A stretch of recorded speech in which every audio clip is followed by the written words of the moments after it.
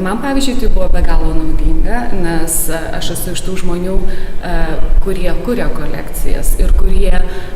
ne tik tai dirba kaip dizaineriai, bet lygiai taip pat ir parduoda savo produktą. Dėl to man tai buvo tiesiog, kaip sakau, pataikymas į 10-tuką ir man buvo be galo daug įdomių niuansų,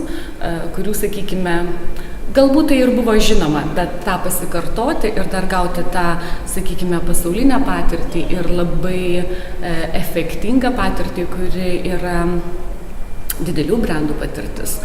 Man tai buvo tikrai labai naudinga ir aš labai džiaugiuosi ir aš labai norėčiau gilinti tas žinias ateityje, iš tiesų, kad galėtum profesionaliai, ne chaotiškai, nesukurti pirmiausia produkto, o po to juo komunikuoti pirkėją, bet iš tiesų dar prieš tai nuspręsti, ką tu nori produktu pasakyti ir tik tada kurti patį produktą.